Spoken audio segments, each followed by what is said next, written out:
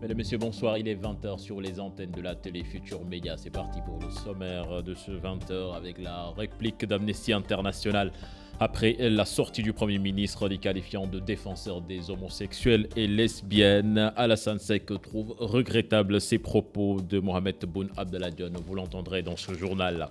La série de meurtres d'enfants à Petit Mbao et Touba inquiète. Mamadou Bassirou Kébé réclame un deuil national à la mémoire des victimes. Le spécialiste des questions de protection de l'enfant déplore le mutisme des autorités. Le policier, auteur de la gifle sur un citoyen mis aux arrêts, le ministre de l'Intérieur annonce qu'une enquête sera ouverte pour situer les responsabilités. Pendant ce temps, l'homme qui a pris la vidéo soutient qu'il n'a pas voulu faire le buzz sur la toile. Les populations de Kayar montent au créneau pour dénoncer ce qu'elles qualifient de mauvaise gestion de la centaine de millions versés à la commune en guise de patente avec la découverte du gaz et du pétrole.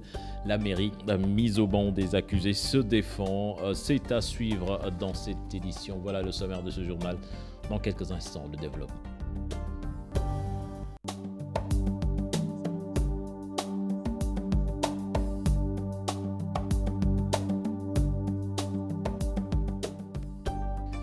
D'abord, ce mouvement d'humeur au camp pénal de Liberté 6. Les détenus ont entamé une grève de la faim pour dénoncer, entre autres, leurs mauvaises conditions caractérisées par une torture, le manque d'infrastructures adéquates et une prise en charge qui laisse à désirer. Justement, nous sommes en ligne avec M. Daouda Gueye. Il est conseiller technique en communication au ministère de la Justice. M. Gueye, bonsoir. Bonsoir, c'est Sylviane Diao. Alors, vous confirmez donc la grève de la faim observée par des détenus du camp pénal Liberté 6? Je vous entends mal. Je dis donc, vous confirmez la grève de la faim de ces détenus au camp pénal de Liberté 6? Du tout, mon ami cher Tidjane. Il n'y a pas de grève de la faim au camp pénal de Liberté 6.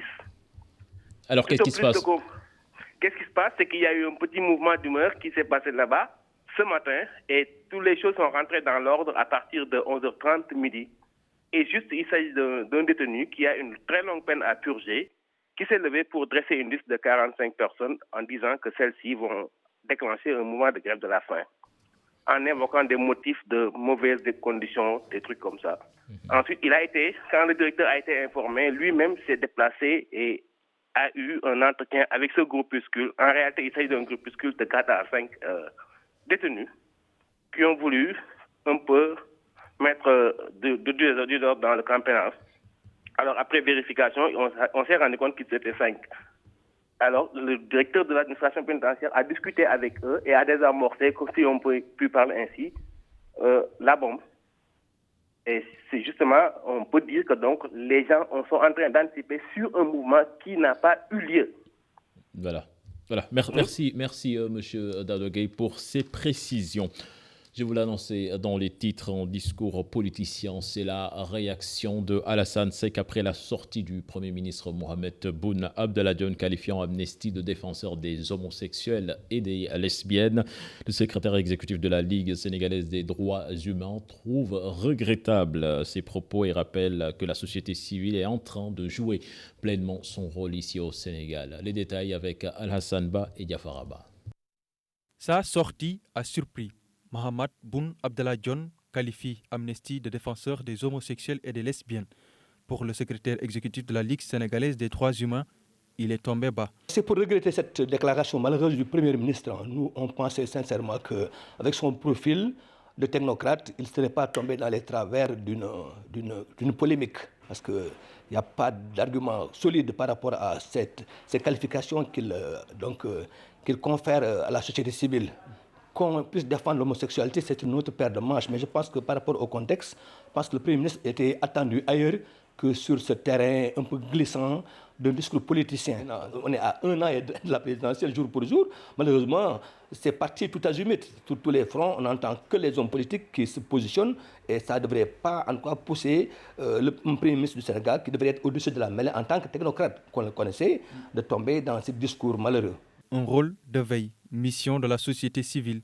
Et souvent, le rapport avec le pouvoir n'est pas des meilleurs. Malheureusement, nous avons toujours un pouvoir frileux.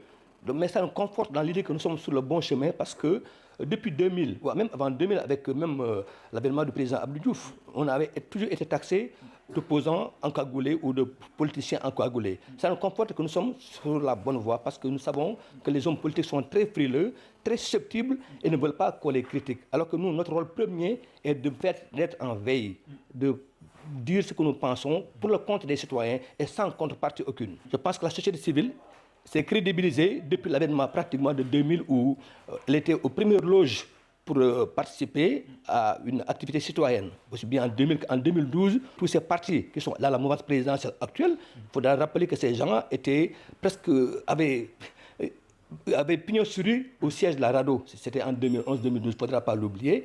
Donc que la société civile permet aux citoyens de s'exprimer, d'avoir un regard sur la politique, mais nous sommes loin d'être des hommes politiques. Le rapport d'Amnesty International sur la situation des droits humains au Sénégal continue de susciter des réactions côté pouvoir de l'avis d'Alassane Seck. C'est regrettable. Les critiques devraient être prises de façon positive par nos gouvernants.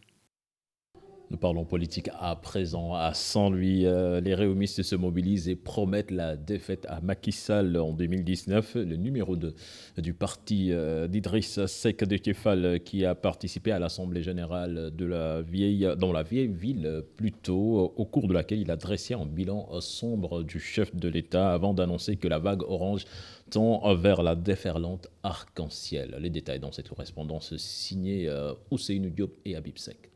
Le numéro 2 du parti Réumi a engagé à Saint-Louis la bataille de la présidentielle de 2019 lors d'une assemblée générale de son parti dans la vieille ville. Il a ouvertement critiqué le bilan du président Macky Sall et prédit la victoire d'Idrissa Seck. Que partout ailleurs, les Sénégalais de tous bords aujourd'hui viennent accompagner le président Idrissa Seck dans cette dynamique nous amenant à un glissement de la vague orange vers aujourd'hui ce qu'on peut nettement appeler la déferlante arc-en-ciel. Accueillir tous ces militants conscients que le pays est très mal géré, conscients que le président Idrissa Seck est capable d'apporter les réponses aux plus petits problèmes dans les coins les plus reculés. Déthié Fall a dans la même lancée donné une explication aux différentes tournées du président de Réumi Idrissa Seck et mis en garde le président Macky Sall contre toute tentative de trucage des résultats. Un combat de principe à devoir engager pour la régularité et la transparence des élections. Parce que si on résume ce à quoi le président de la République Macky Sall nous invite, ce sont ces 5 choses-là. J'ai choisi mon opposition. J'ai choisi les candidats à l'élection présidentielle en introduisant le parrainage. J'ai choisi mes experts pour auditer le fichier électoral. J'ai choisi un militant de l'APR pour organiser les élections. J'ai choisi l'organe pour la supervision des élections. Ensuite, venez compétir et taisez-vous. Je dis que c'est politiquement et démocratiquement inélégant et à la limite donc inacceptable. L'opposition ne le laissera pas faire. Le numéro 2 de Réumi a dressé un bilan négatif de la gestion de l'actuel régime. Pour lui, le président Idrissa Seck travaille pour atténuer la souffrance des Sénégalais. L'ancien ministre Thierno Alassane Sall était également à Saint-Louis, plus précisément à l'université Gaston Berger. Il a animé une conférence sur le numérique et le développement. Interrogé sur le procès Khalifa Sall, le président du mouvement La République des Valeurs a annoncé que ce procès est purement politique et qu'il parle également d'un recul démocratique de notre pays avant d'appeler le procureur à mettre en action les dossiers chauds qui dorment dans ses tiroirs. Je vous propose de l'écouter, il est interrogé par Ousseynou Diop et Habib Seck. Je ne peux pas être meilleur, j'allais dire juge, en l'occurrence que Khalifa Sall lui-même qui a déjà lancé un verdict pathétique pour ce qui concerne son cas. Je dis simplement que nous sommes attristés de constater que notre pays a fait des reculs considérables. Parce que nous sommes tous, chacun de nous, informés et conscients qu'il y a des dossiers autrement plus explosifs que celui de Khalifa Sall. Quel que soit ce qu'on a pu lui reprocher et sans préjudice de ce qu'il a pu faire ou de ce que sera le verdict. Nous sommes tous conscients. Le dossier, par exemple, de la LONASE, avec des aveux circonstanciés de l'ancien directeur général qui a pu être dans les liens de la détention sur qui a pu bénéficier de ce qui s'apparentait d'ailleurs à une caisse d'avance au niveau de la LONASE. Il y a derrière une volonté patente, évidente, d'éliminer un adversaire politique. Beaucoup de ceux qui auront pu parler n'ont pas parlé. Et il y a l'honneur et les valeurs qui commencent à déserter notre pays, malheureusement. Talla Sylla, président du mouvement Askan Wi, lui assène ses vérités à certains politiciens véreux. Pour lui, certains sont irresponsables pour avoir recruté des jeunes qui passent tout leur temps dans les cybercafés pour insulter d'honnêtes citoyens. Il réitère son engagement à soutenir le président Macky Sall. Déclaration faite en marge de la célébration de ses 38 ans de présence dans la vie politique. Je vous propose de l'écouter. Talla Sylla, interrogé par Cheikh Anta Diop et Seyla Tir. Le président Macky bi mu faloo ma bind ko nag message bu gàtt ndax nag sama xarit ngir bëgg mu am lu mu bàyyi xel. Il y a des politiciens tapis dans l'ombre, des gens qui ont cheminé ensemble avec le président Macky Sall dans le Benno Bokk Yakaar. Ce sont ces mêmes personnes qui veulent ternir l'image de marque du président Macky Sall. Ce sont ces mêmes personnes aussi qui veulent saboter ce que le président Macky Sall a fait de bon dans ce pays. Ils ont créé des bureaux, des officines en dotant des jeunes de matériel informatique pour qu'ils insultent les gens à longueur de journée, sans vergogne. Ce sont des politiciens véreux qui nous demandent d'abandonner Macky Sall et nous ne l'accepterons pas. Qui connaît Talla Sylla? Personne ne peut m'intimider. J'ai toujours eu des divergences avec le président Macky Sall au début, mais je sais qu'il est sur la bonne voie. Que parce que ñoom bàyyi nañu Macky, il faut que ñun ñu considérer ko comme qui est du Sénégal. Nous ne l'acceptons pas. La scène politique s'enrichit d'un nouveau parti. Il s'agit de l'Union sénégalaise pour la démocratie, USD, lancé hier par l'ancien ministre du Tourisme sous Abdoulaye Wade, M. Mamadou Makalou, en marge de son lancement. Le tout nouveau secrétaire général de l'USD déplore la politique économique du régime en place. Je vous propose de l'écouter. Il est interrogé par Ousseynou Thiam et Bira Diagne. Pour créer l'Union sénégalaise pour la démocratie, pour inverser la tendance dangereuse que prend la gestion des affaires publiques du Sénégal. La gestion de Macky Sall est devenue une gestion dont le bilan va être nécessairement négatif. Toute l'économie sénégalaise est désormais entre les mains des puissances étrangères. C'est Orange qui gère la téléphonie sénégalaise. Si vous parlez de gaz et de pétrole, c'est Total qui va gérer ça. Et dans quelle proportion? 90% pour Total et 10% pour le Sénégal. Si vous prenez la gestion du port, l'un des plus grands de l'Afrique de l'Ouest, c'est Bolloré, Vincent Bolloré qui gère cette structure-là. Mais Vincent Bolloré avait essayé, autant d'Abdoulaye Wade a refusé. Mais quand Macky a été élu, un mois seulement, il a pris l'avion, il est allé à Paris et il a signé avec Bolloré un contrat pour le retour pour la gestion du port de Dakar. La manutention au niveau du port est assurée également par Necotrans. Nous parlons à présent du meurtre de ces deux enfants à Petit Bao et à Touba. Mamadou Bassirou Kébé pour un deuil national à la mémoire de ces victimes. Le spécialiste des questions de protection de l'enfant déplore également le mutisme des autorités publiques face à ce double meurtre. Aminata Baresso et Pape Sangoné Mbaye sont allés à sa rencontre. C'est un père de famille gagné par l'émotion.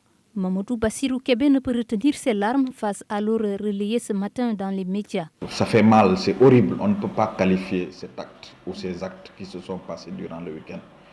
Des séries d'enlèvements d'enfants suivies souvent de meurtres, les périodes préélectorales souvent redoutées pour certaines couches vulnérables. Je rappelle qu'en 2012, à la veille de la présidentielle, 2011-2012, c'était la même chose. Ces enfants qui disparaissaient.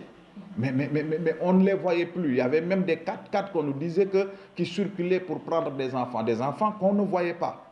Mais à la veille de l'élection présidentielle de 2019 aussi, on commence à avoir... C'est-à-dire qu'on ne peut pas légitimer ou justifier ces tueries d'enfants par des sacrifices humains. C'est inadmissible. J'ai dit que la morale, ni la religion, ni la culture, ne doivent permettre ces genres de pratiques dans notre société. L'implication de toutes les entités de la société, une urgence, les leaders politiques, les guides religieux en premier. Je suis écœuré depuis ce matin parce que je n'ai vu aucun leader politique, aucun parti politique, et ça je le dis et je l'assume, Aucun parti politique ne s'est levé pour pondre un communiqué. S'il s'agissait d'élections, de fichiers électoraux ou de fraude électorale, on allait ameuter toute l'opinion nationale. Mais pourquoi aujourd'hui ces hommes politiques ne se sont pas levés depuis ce matin pour dénoncer ces pratiques-là? Qu'on soit leader politique, que l'on soit leader religieux. Et là également, c'est valable la remarque, parce que ces prêcheurs-là qui sont dans les radios, dans les télés, mais ces chefs religieux-là qui ont des talibés partout, mais il faut qu'ils se lèvent comme un seul homme ou une seule femme pour dire plus jamais ça. Un week-end macabre, 2 enfants âgés de 8 ans lâchement tués. Même si les auteurs de ces crimes ne sont pas encore identifiés, l'opinion nationale veut des sanctions à la hauteur des actes.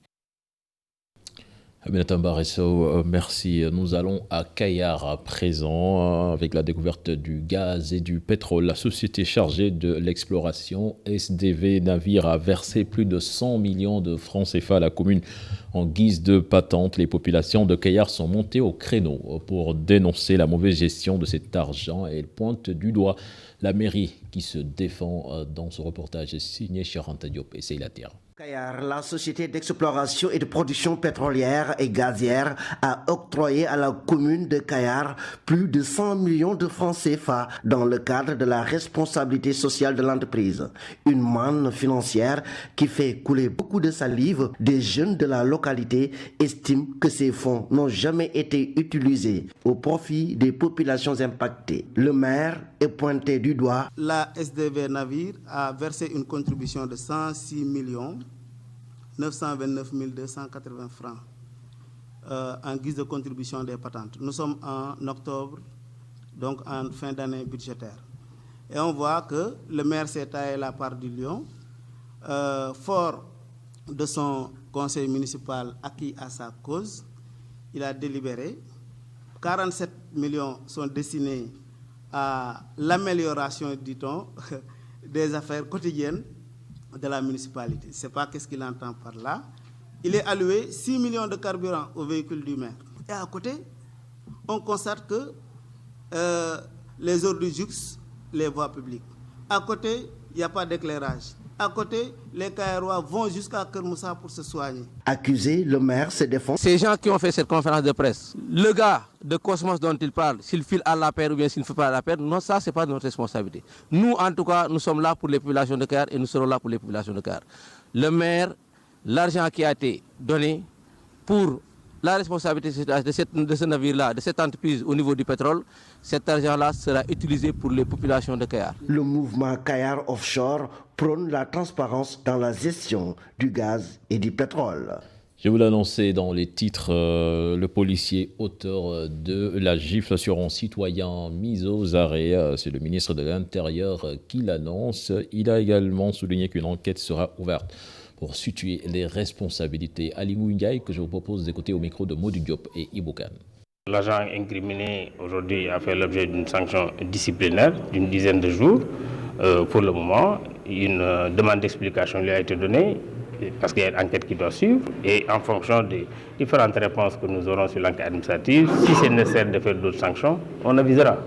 Et puis après cette histoire à Ziguinchor, les Jakartaman donc de la région font part de leur souffrance. Leur président régional déclare que la victime a fait preuve de civisme en ne se vengeant pas du gendarme qui l'a giflé. L'auteur de la vidéo également, M. Joseph Mendy, soutient qu'il ne l'a pas fait pour le buzz sur la toile. Nous écoutons là-dessus cette correspondance signée Boubacar Diassi et Lamine Magnan.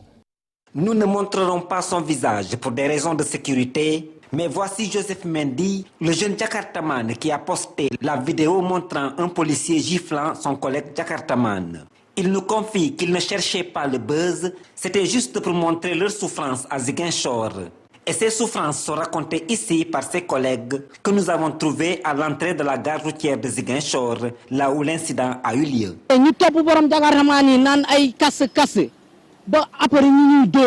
Ils ont toujours contrôlé le port de casque, maintenant ils nous tapent dessus. Qu'ils nous laissent travailler, car si nous optons pour l'émigration, on nous rapatrie. Combien de personnes ont opté pour l'émigration en Europe qui ont été rapatriées? De grâce, s'ils ne nous accompagnent pas dans le cadre de notre travail, qu'ils nous laissent en paix. Nos recettes sont faibles, 100 francs, 150, 200 francs. Moi, j'ai mon permis de conduire, le voici. Certains sont des étudiants parmi nous.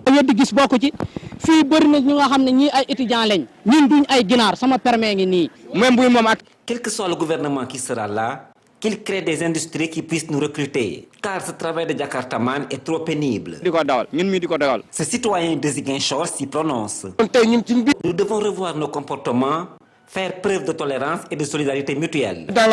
L'attitude du jeune Jakartaman giflé, une attitude citoyenne selon leur président. Vraiment, le jeune, il a été un citoyen aussi modèle, parce que aussi il pouvait se riposter, mais finalement il ne l'a pas fait. Donc c'est un citoyen modèle et je pense que tous les Jakartaman aussi doivent copier sur cela et qu'il faut être vraiment correct et respectueux devant un homme de tenue ou bien un policier. Quant à Joseph Mendy, il est aussi membre d'un comité de protection des intérêts de son quartier Kandialan dont nous avons rencontré le président. Il y a d'autres qui sont vraiment responsables parmi eux. Il faut le dire qu'ils apportent un travail exceptionnel dans la prise en charge sécuritaire des personnes et de leurs biens, particulièrement dans la région de Ziguinchor. Mais je pense que, comme on le dit, qu'il faut que les enseignants fassent une formation continue, il urge aujourd'hui d'instaurer ce même schéma de formation continue à l'endroit de nos agents, parce que à ce rythme, je dis que ça devient grave. Aujourd'hui, il a été dénoncé combien de Sénégalais ont subi les mêmes sévices et qui n'ont pas eu la chance d'être filmés. La commune de Ziguinchor compte près de 5000 Jakartaman, parmi lesquels des étudiants titulaires d'une licence n'ayant pas eu la chance d'être sélectionnés en master. Boubacar Diassi, les relations entre policiers et citoyens peuvent être souvent très heurtées. Le commissaire Tabarania, chef du bureau des relations publiques de la police nationale, juge anormal certains comportements des policiers, mais aussi des citoyens qui parfois dépassent les limites. Selon lui, la formation du policier doit se faire en permanence. Un sujet signé Cher Diop et Tierno Laurent Mendy. Faire respecter la loi, maintenir l'ordre, assurer la sécurité publique. Les agents de police respectent-ils la mission qui leur est assignée? Bon, j'avoue que a priori, c'est anormal, puisqu'au niveau de l'École nationale de police, où nous recevons tous une formation assez déterminante, il nous est appris on nous apprend là-bas comment acquérir la personne, comment gérer certaines situations. Et ça paraît bien sûr a priori anormal qu'un policier agisse d'une quelconque manière. Le commissaire de police poursuit. Il faut revoir la formation pour un meilleur comportement. On parle de l'École nationale de police et de la formation permanente. Donc je pense que là où nous sommes, à chaque fois, on retourne à la source pour réapprendre, parce que nul n'a le monopole du savoir. Et c'est normal qu'à un stade donné de sa vie, que le policier retourne à l'École nationale de police, ne serait-ce que pour se ressourcer, pour acquérir de nouvelles compétences et de nouvelles connaissances aussi. Le comportement de certains agents de police laisse à désirer. En témoigne la gifle d'un policier sur un motocycliste à Ziguinchor. La vidéo fait le tour du web. Une situation déplorable. Des mesures ont été prises, il a été relevé de son poste et des sanctions disciplinaires vont être prises, en tout cas à son encontre. Il ne peut pas... Des fois, il y a des cas isolés qu'on note. Et ça ne veut pas dire que tout le monde est comme ça, que tous les policiers sont ainsi. C'est vrai que c'est regrettable, mais sachez qu'à notre niveau, à chaque fois que des situations se présentent, on le gère et à notre manière, nous rappelons le policier à l'ordre. Par ailleurs, les agents sont invités à exercer dans la transparence et les populations à comprendre que le policier, sa mission n'est pas de nuire. Nous parlons de toute autre chose à présent. Qualité des soins de santé, une étude réalisée par l'Institut de population, développement et santé de la reproduction de l'UCAD qui montre que dans les régions de Sédhiou, Kédougou, les prestations sont vraiment limitées. En matière de planification familiale, par exemple, il reste encore très très limité. Par contre, des efforts sont notés dans la prise en charge des enfants. Maïmouna Ndiaye et Tierno Laurent Mendy ont assisté ce matin à la publication d'une étude. Sédhiou, Kédougou, Tambacounda et Ziguinchor, dans ces 4 régions, la qualité des soins de santé reste toujours mitigée. Résultat d'une étude. Si on prend la dysenterie chez l'enfant, n'est-ce pas, il y a quand même des connaissances relativement bonnes des prestataires. Il y a un niveau de prise en charge relativement bon. Par contre, si je prends la question de la planification familiale, les prestataires, le niveau de connaissance là pose problème, mais ce qui pose davantage problème, c'est la prise en charge, n'est-ce pas, des cas complexes de contraception. Pourquoi ces 4 régions notamment? Après le constat, les recommandations. C'est un choix qui s'explique un peu par le fait que ce sont des régions dont on peut dire qu'elles sont quand même relativement précaires. Ça, c'est un premier élément. Les populations rurales qui vivent là, comparativement aux autres populations des autres régions, sont relativement vulnérables.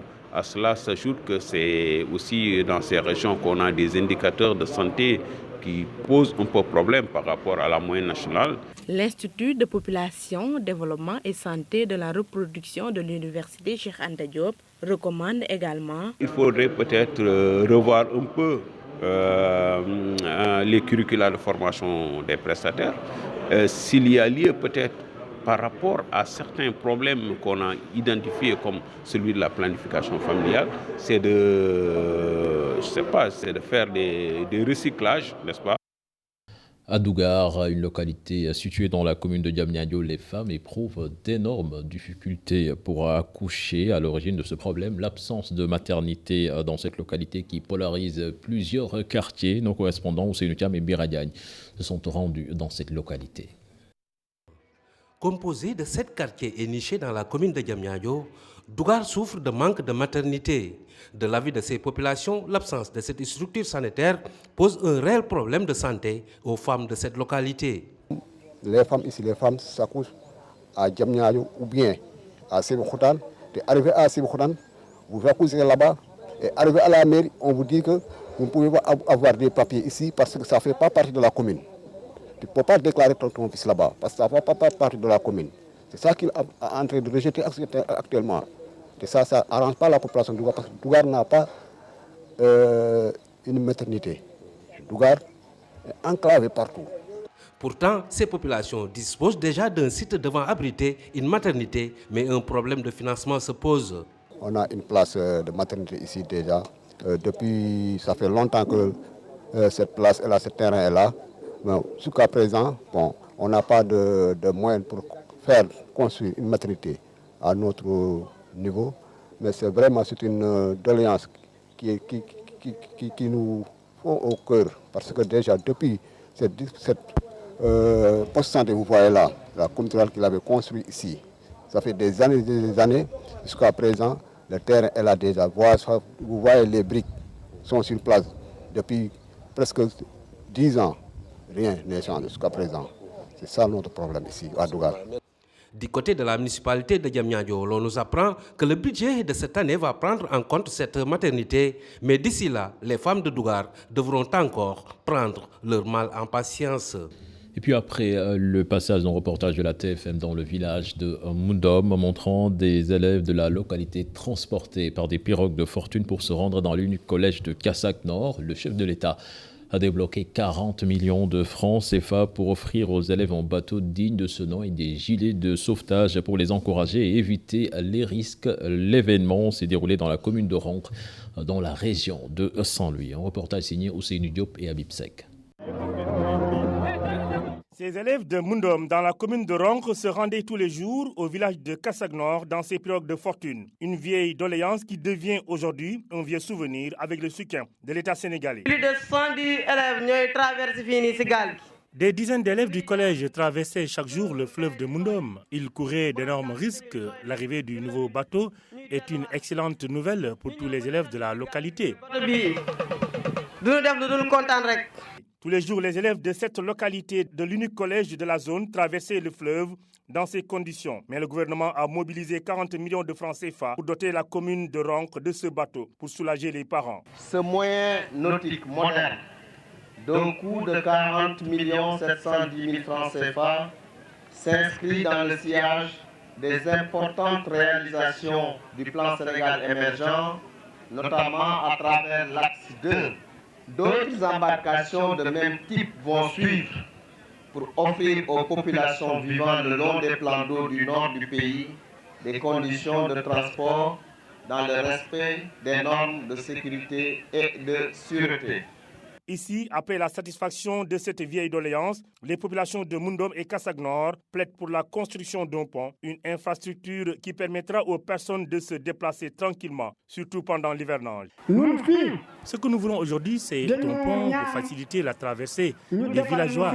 C'est ce que nous demandons aujourd'hui au chef de l'État.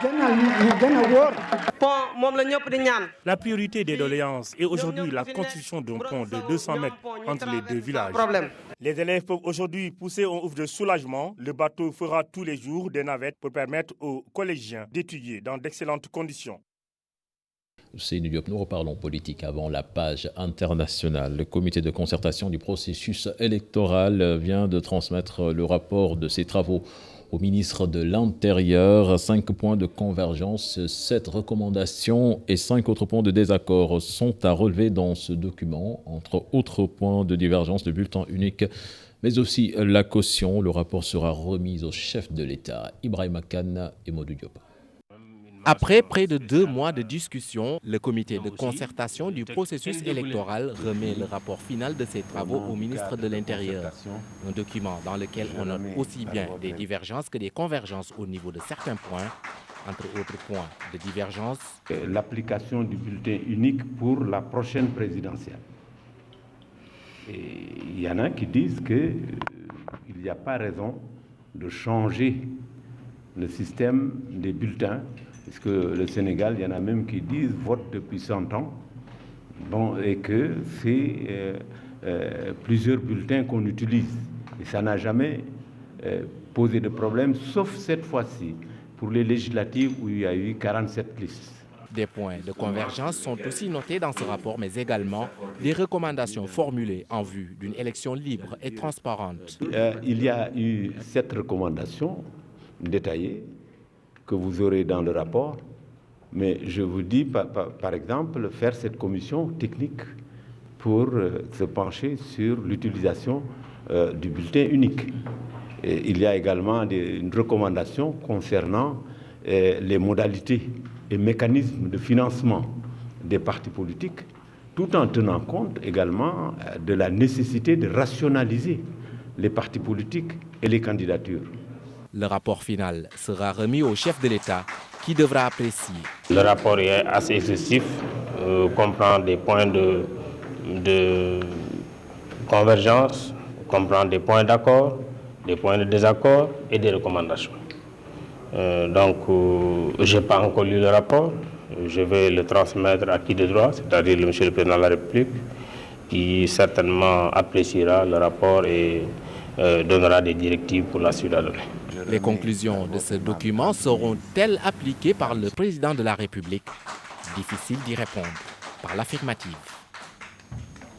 L'actualité internationale, c'est tour à tour l'augmentation des impôts en Afrique du Sud, la suspension de 46 casques bleus ghanéens au Sud-Soudan, l'enlèvement de 110 jeunes filles au nord-est du Nigeria. Mais d'abord, la journée ville morte observée ce lundi à Conakry à l'appel de l'opposition et des syndicalistes. Un récit signé Daniel Diouf.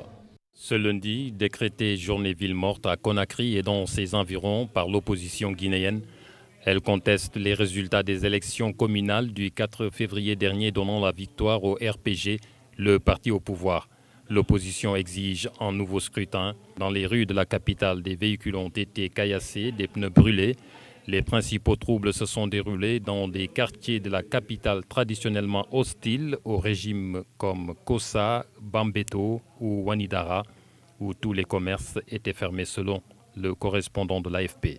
C'est confirmé, le président nigérian Muhammadu Buhari l'a reconnu ce lundi. 110 jeunes filles, des élèves enlevés il y a une semaine à la suite de l'attaque de leur école dans le nord-est du Nigeria par des membres présumés du groupe Boko Haram, toutes originaires de Dapchi au nord-est du pays. sera apte à raviver la crainte d'un nouveau Chibok, du nom de la ville de l'État du Borno, où Boko Haram avait enlevé 276 élèves, des filles également, d'un internat en avril 2014. 57 des lycéennes étaient parvenues à s'enfuir et depuis mai 2017, 107 autres se sont évadés ou ont été libérés en vertu d'un accord passé entre le gouvernement et Boko Haram. 46 casques bleus ghanéens suspendus au Sud-Soudan accusés d'avoir usé de leur pouvoir pour entretenir des rapports sexuels avec des personnes vulnérables. Le chef de la mission de l'ONU dans le pays a déclaré avoir appelé ses agents, membres de l'unité de police de la mission, après qu'ils ont été soupçonnés d'avoir payé pour des relations sexuelles avec des personnes vivant dans un camp de protection des victimes de la guerre civile. Ces casques bleus sont désormais à Juba, la capitale du Sud-Soudan, dans l'attente des résultats de l'enquête. Enfin, en Afrique du Sud, le nouveau gouvernement a présenté son budget pour 2018.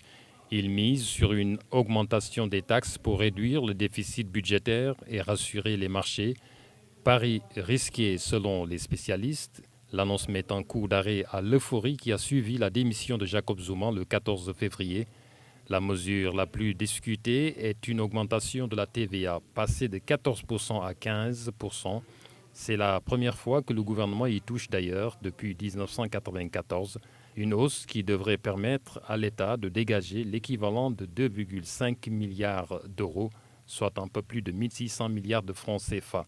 Les produits de base comme le riz, le maïs, les haricots ne sont pas imposés et les allocations sociales seront revalorisées selon le ministre des Finances sud-africain.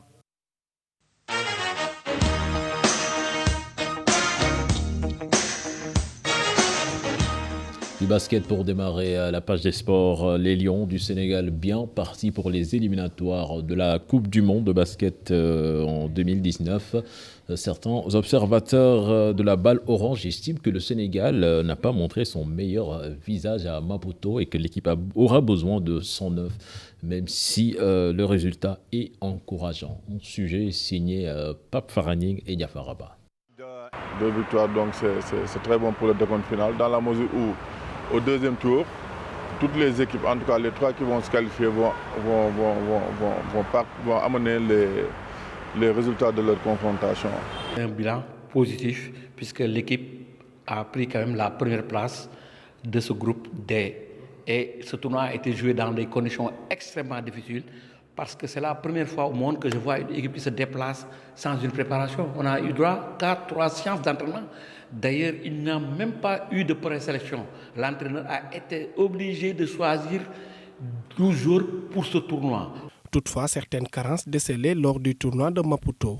Selon les spécialistes du basket, l'équipe du Sénégal n'était pas au meilleur de sa forme. Chose à revoir parce que cette équipe a été capable du meilleur comme du pire. Car quand on regarde ce qui s'est passé contre la Côte d'Ivoire, perdre un match contre la Côte d'Ivoire, qui a été le dernier de ce groupe, cela prouve ce que cela prouve. L'équipe avec un nouveau coach, un nouveau dispositif tactique, c'est normal avant que la mayonnaise prenne qu'il y ait un peu de manquement, c'est normal. Mais aussi on a senti pour les 2 premiers matchs un manque de fraîcheur physique. Après ces 3 prestations, Mamadou Pathé Keïta, membre de FIBA Afrique, et Amadine Sy, journaliste sportif, estime qu'il faut injecter du sang neuf dans l'équipe. Il y a certains joueurs qui ne répondent plus. Moi, personnellement, je ne peux pas donner des explications par rapport à ça. Mais il est tout le temps bon parfois de faire un bon mix entre des jeunes qui courent beaucoup, qui ont plus d'impact physique, et aussi des cadres qui ont quand même l'expérience. Si on regarde cette équipe, il ne faut pas avoir de sentiments. Il faut du sang neuf à cette équipe nationale du Sénégal. Il faut de jeunes joueurs, il faut de joueurs pétris de talent. Il faut changer. Même s'il faut chambouler, il faut chambouler. Parce que le Sénégal est devenu une équipe. La participation des grandes nations de basket, comme le Nigeria, l'Angola et la Tunisie, pour la qualification au Mondial Chine 2019. Faraning, merci. C'était le dernier élément de ce journal. Prochain rendez-vous pour l'information. Ce sera à 0h avec le tout en images. Mais tout à l'heure, vous avez rendez-vous avec Mam Fatoundoy et son équipe dans le magazine Sport à la Une. Au revoir.